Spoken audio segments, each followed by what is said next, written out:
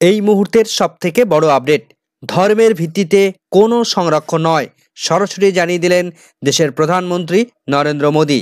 তবে যারা সংরক্ষণ ভোগ করছেন তাদের সংরক্ষণ কেড়ে নেওয়া হবে না, পরিষ্কার বক্তব্য রেখে দিলেন, জানিয়ে দিলেন স্পষ্ট করে যে ধর্মের ভিত্তিতে কাউকে সংরক্ষণ দেওয়া যাবে না।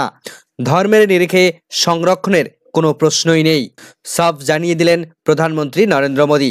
শনিবার লোকসভার ভাষণের সময় দেশের সামনে 11টি সংকল্প তুলে ধরার সময় প্রধানমন্ত্রী তিনি জানিয়ে দিয়েছেন, যারা এখন সংরক্ষণের আওতায় আছেন তাদের থেকে সেই সুবিধা কেড়ে নেওয়া হবে না, কিন্তু ধর্মের ভিত্তিতে সংরক্ষণ দেওয়া হবে না বলে স্পষ্ট ভাষায় জানিয়ে দিয়েছেন প্রধানমন্ত্রী।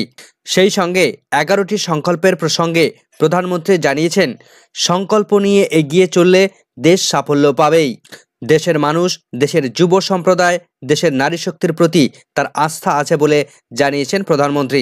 ধর্মের ভিত্তিতে সংরক্ষণ না দেওয়ার প্রসঙ্গ উঠতেই রাজ্যের মুখ্যমন্ত্রী মমতা বন্দ্যোপাধ্যায়ের মাথায় হাত পড়ল, কেননা তিনি ইতিমধ্যেই ধর্মের ভিত্তিতে রাজ্যে সংরক্ষণ দিয়েছেন।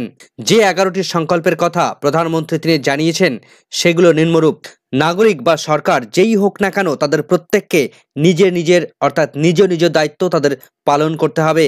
প্রতিটি ক্ষেত্র, প্রতিটি সমাজ যেন বিকশিত হয়, সবকা সাথ সবকা বিকাশ, অর্থাৎ কেউ যেন বিকাশ থেকে পিছনে না দাঁড়িয়ে যেতে পারে, সবাইকে একসঙ্গে নিয়ে চলতে হবে, সবার বিকাশ যেন সমহারে ঘটে। সেই সঙ্গে তিনি জানিয়ে দিয়েছেন যে দুর্নীতির প্রতি জিরো টলারেন্স, দুর্নীতিবাজের সামাজিক স্বীকৃতি না থাকা, দুর্নীতিবাজের কোনো রকমভাবে সামাজিক স্বীকৃতি দেওয়া যাবে না। দেশের আইন, দেশের নিয়ম, দেশের পরম্পরা পালনের ক্ষেত্রে দেশের মানুষের গর্ববোধ করা উচিত। পঞ্চমত তিনি জানিয়েছেন, গোলামির মানসিকতা থেকে মুক্তি পেতে হবে, দেশের ঐতিহ্যের প্রতি গর্ববোধ করতে হবে। 6 নম্বরে তিনি জানিয়েছেন, দেশকে, রাজনীতিকে পরিবারতন্ত্র থেকে মুক্তি দিতে হবে। প্রত্যেক ব্যক্তি তাদের সংবিধানকে সম্মান করতে হবে, রাজনৈতিক স্বার্থের জন্য সংবিধানকে যেন হাতিয়ার না করা হয়। সংরক্ষণ নিয়ে সবথেকে বড় মন্তব্য প্রধানমন্ত্রীর, তিনি জানিয়েছেন যাদের সংরক্ষণ দেওয়া হচ্ছে তাদের সংরক্ষণ যেন কেড়ে না নেওয়া হয়, অর্থাৎ SC ST OBC ইতিমধ্যে সেন্ট্রাল লিস্টে যে সমস্ত ক্যান্ডিডেটরা সংরক্ষণ পাচ্ছেন তাদের সংরক্ষণ মোদী সরকার তিনি দিয়ে যাবেন, এমন প্রতিশ্রুতি তিনি দিয়েছেন। কিন্তু ধর্মের ভিত্তিতে কোনো সংরক্ষণ দেওয়া যাবে না। ধর্মের ভিত্তিতে সংরক্ষণ প্রদানের ক্ষেত্রে যে চেষ্টা করা হবে তা ইতি টানতে হবে, অর্থাৎ সেটাকে কোনো রকমভাবে মান্যতা দেওয়া যাবে না। এই বক্তব্যের পরেই রাজ্যের মুখ্যমন্ত্রীর মাথায় হাত পড়ল। মহিলাদের নেতৃত্বে উন্নয়নের ক্ষেত্রে ভারত যেন বিশ্বের সামনে উদাহরণ হয়ে ওঠে। সমস্ত রাজ্যের বিকাশ থেকে রাষ্ট্রের বিকাশ হবে, এটাই আমাদের উন্নয়নের মন্ত্র। এবং আরও গুরুত্বপূর্ণ তথ্য তিনি জানিয়েছেন, এক ভারত শ্রেষ্ঠ ভারত, সেটা যেন সবথেকে গুরুত্বপূর্ণ বিষয় হয়। এই 11টি সংকল্প দেশের প্রত্যেক মানুষকে নেওয়ার সংকল্প তিনি জানিয়েছেন।